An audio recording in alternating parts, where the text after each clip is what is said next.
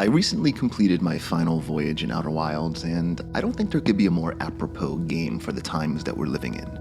And by times, I mean uncertain times, as every COVID ad is quick to remind us. It is a game that asks a lot of existential questions which feel more relevant than ever, and posits some heartrending answers. Yet, for all of its melancholia, Outer Wilds remains an extraordinarily life-affirming experience, and that's because it never forgoes a sense of empathy.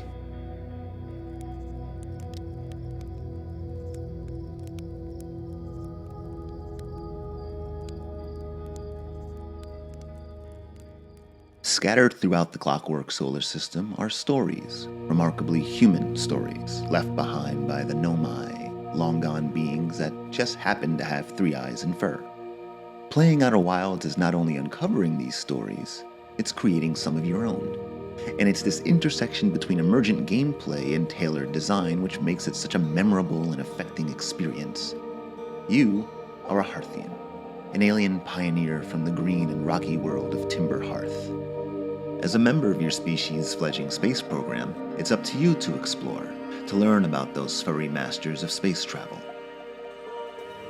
Everyone's journey begins the same way, a rousing first breath, a flash of blue in the sky, the tender glow of a campfire.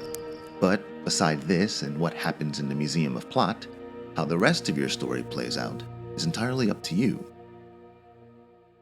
On my maiden voyage, I set off for the Rock. The moon seemed the safest bet. I could barely handle the model rocket, let alone the real McCoy. By the time I landed, I must have added about a dozen more craters to the lunar surface. But once I was out and about, I took out my signal scope and used it to track down a fellow traveler. Esker, as was their name, was mighty friendly and mighty lonely, so I let him chew my ear for a bit. They pointed me to an overlook where I could hear the music of other travelers. From across the vacuum, I picked up Chert's drums, Rybak's banjo, Gabbro's flute, and, impossibly, Feldspar's harmonica. The names meant nothing to me, but the music? The music caught me off guard. It was warm, acoustic, the opposite of what many might envision when it comes to space travel. Minutes later, I was doing the same thing with the planets, listening to them through a device built into the lunar surface, though I didn't realize it right away. It's only once I was inside the ruin that its purpose began to make some sense. I still had no context, but inside, I found my first breadcrumb, an observatory on another world. So I ran up the stairs, elated by the prospect of what lied ahead, returning to the surface just in time to watch the sun die.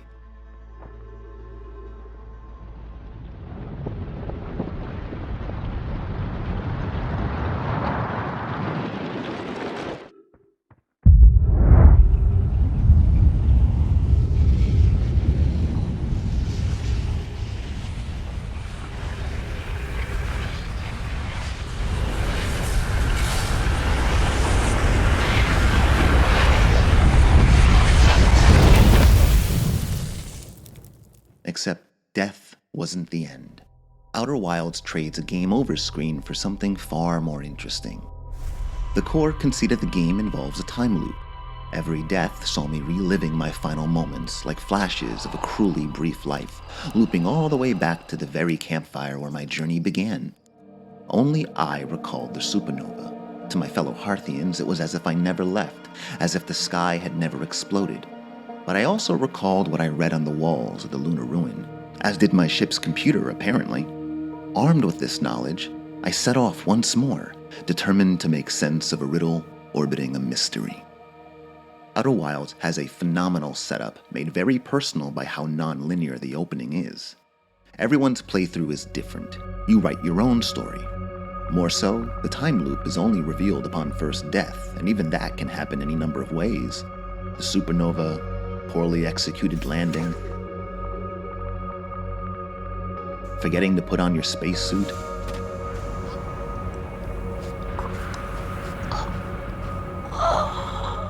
looking up when you should have been looking down.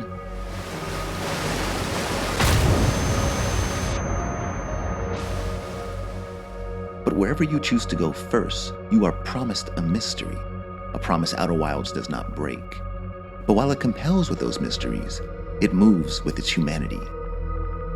Under the falling sands of the Ember Twin, neath rust-colored escarpments, I read about the children who played around the fossilized remains of an anglerfish.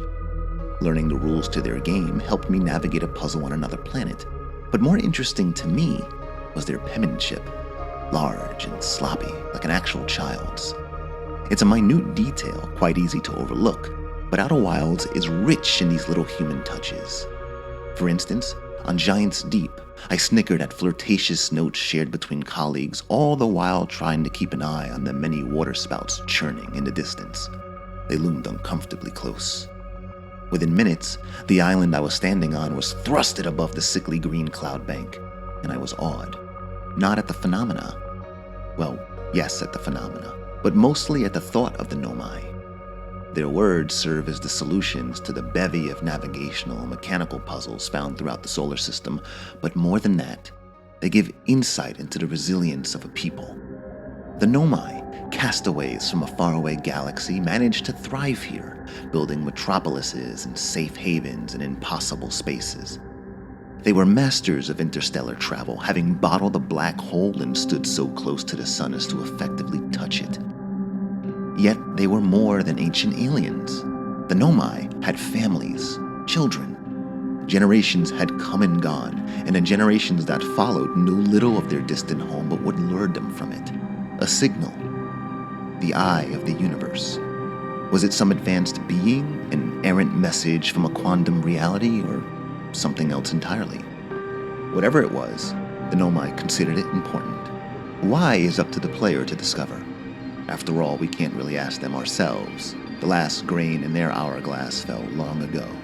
And 22 minutes after my most recent takeoff, the sky erupts yet again, and I'm reminded that the Hearthians are not far behind. Outer Wilds wants you to care about its cast of spacefarers, and it succeeds. There are dozens of distinct, likable personalities, from the first generation of Nomai with their plucky enthusiasm for science, to the last, left solemn and introspective by the weight of uncertain times. It's easy to lose track of who's who, but if you're attentive and maybe keep a notepad handy, you'll see many of the Nomai are remarkably well sketched, featuring legitimate arcs. The Hearthians don't get as much attention, but they're no less believable, no less likable. There's not one person on Timber Hearth that doesn't exude charm or characterization. However, it's your fellow travelers that get the bulk of it. Those names that meant nothing to me on my maiden voyage took on new life once we were swapping stories and toasting marshmallows together. The travelers and their music made the world seem smaller, and was a reminder that no matter where I was or how alone I seemed, there was always someone out there. I grew to really care for these people. I empathized with Lonely Esker. I felt less alone and even a little relieved when Gabbro revealed that they too were caught in the loop. And it broke my heart to see Chert lose himself as we sat together, watching the stars die. I lamented with them at the cruel irony of the timing, that the Hearthians would take their baby steps into the cosmos just as it wheezed its last dying breath. These were more than uncertain times. These were end times. In the French cave of Rouffignac, beneath the lush countryside of Dordogne, lies a remnant of the ancient world. Those who wish to bear witness must board an electric minecart and embark on a journey under a solid rock sky that lasts close to an hour. Rouffignac has over 8 kilometers of caverns and tunnels, so you have to go deep. It's worth it, though, just to see them. Paintings and etchings of bygone creatures left behind by a bygone people. They date back thousands of years to the Upper Paleolithic age and were only discovered as recently as the mid-20th century. But since their discovery, they've garnered a lot of attention, not just from tourists, but the scientific community. One such admirer is Dr. Penny Spickens. As a young girl, she visited these caves and found herself awed. Prehistoric graffiti artist conjures up a very specific image, a Cro-Magnon Hulk, more bestial than man. But to Dr. Spickens, these images were proof that a Stone Age existence was more than hunting, killing, and eating. In her book, How Compassion Made Us Human, she muses, quote, How could people desperate for survival, living such harsh and brutal lives, be capable of not only fine artistic expression, but also capturing in a few strokes a sense of connection between two beings? Unquote. Dr. Spickens argues that they must have had a softer, more empathetic side, that they cared for their sick, infirm, and elderly, many with evidence of debilitating injuries or illnesses, the kind that would require constant care, like bone abnormalities, paralysis, and even autism. In her view, our relationship with these engravings show how the connections between beings is not limited to the constraints of time or even our genus. The glyphs and pictograms in Outer Wilds serve a similar function. They help color our understanding of the Nomai, while also connecting players with a cast of characters that are always distant and ever abstracted. That they're also charming not only makes them easy to mourn, but also puts those connections into context of the overall tragedy of the story. The humanity of the Nomai gives their passing a lot of weight. The very act of exploring their settlements, of walking charnel houses that have outlived the beings who built them, bridges a gap between the past and the present, grounding us, serving as an emotional core of sorts. And that emotion is shared not only between the Nomai and the Hearthians, but with us. Their anxieties are fantastic reflections of our own existential specters. On August 18th, 2018, a most peculiar funeral was held. It took place here, just northeast of Reykjavik. A century ago, the OK Glacier spanned over 15 square kilometers of mountainside, with ice measuring over 50 meters in thickness. As of last year, the ice has receded to less than 1 square kilometer. The OK Glacier had to be officially declared dead in 2014.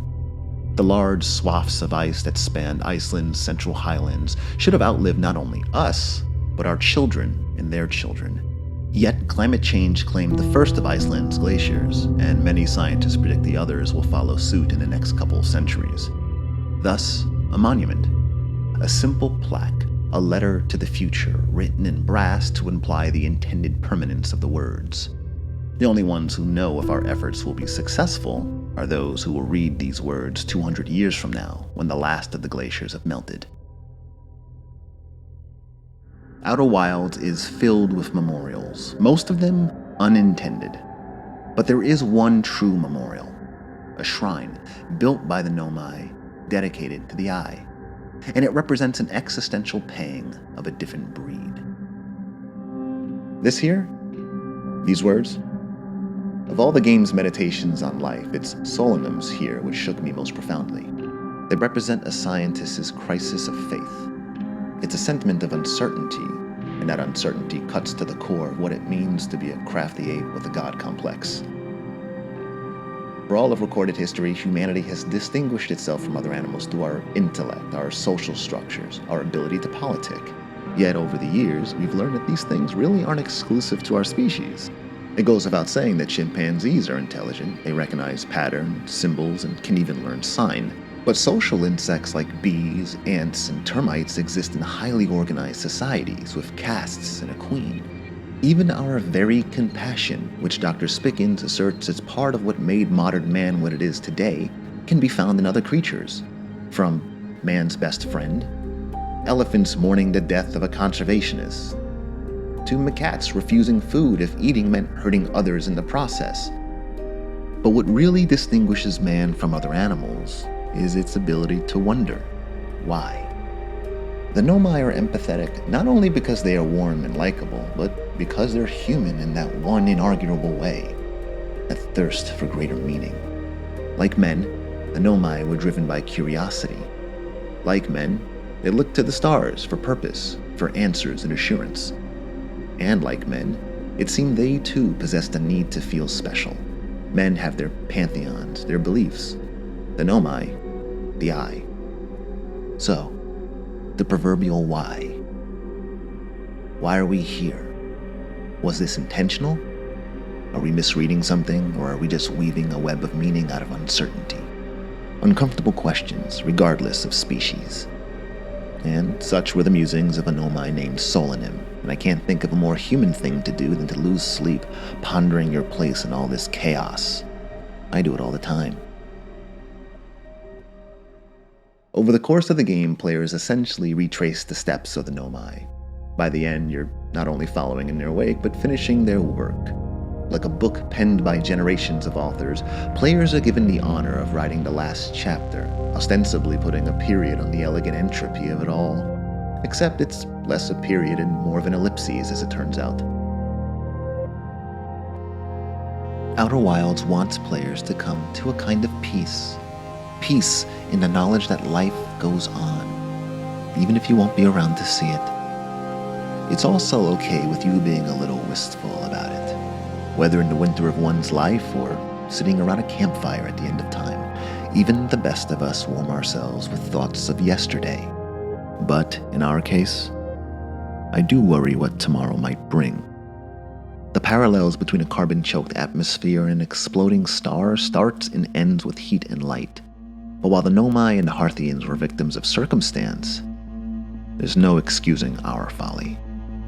An event horizon is rapidly approaching, the gravitational pull of ecological annihilation far too great to escape. At this rate, future generations will sift through the scorched badlands and flooded coasts of what was, asking why. Why didn't we act? The signs were there, in the great squalls and firestorms and terrible extinctions. Simon Howe, one of the two anthropologists who directed Not Okay, the documentary on the OK Glacier, said it best, quote, "Memorials are not for the dead, they are for the living. With this memorial, we want to underscore that it is up to us, the living, to collectively respond to the rapid loss of glaciers and the ongoing impacts of climate change," unquote. There's still time to course correct, to cushion the blow. Unlike in Outer Wilds, we have the luxury of foresight. It'll take a lot of work. We're talking an adoption of green policies on a global scale, on a time scale that's ever shrinking, but it can be done.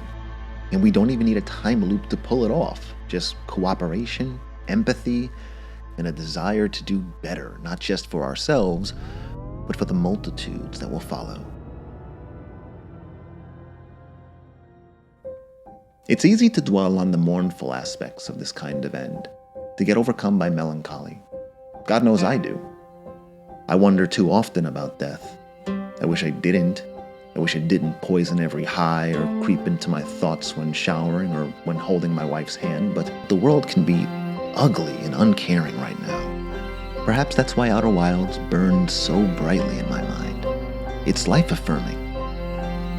In the end, what I remember more than the waterspouts, more than the existential blackness that spread over me and the cosmos after removing the warp core, is how I felt as the credits rolled.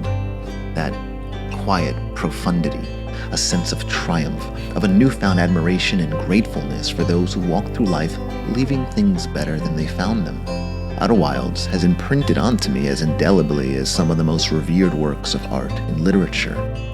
And, rather appropriately, finishing Outer Wilds left me hungry to replay it, to erase all of its mysteries and resolutions from my mind so I could see it all anew. But, like with life, it's really only meant to be experienced once. If nothing else, it is the most artful, charming, thought-provoking realization of the adage, "A society grows great when old men plant trees whose shade they know they shall never sit in, even if that shade is found beneath the light of other suns." Thanks for watching.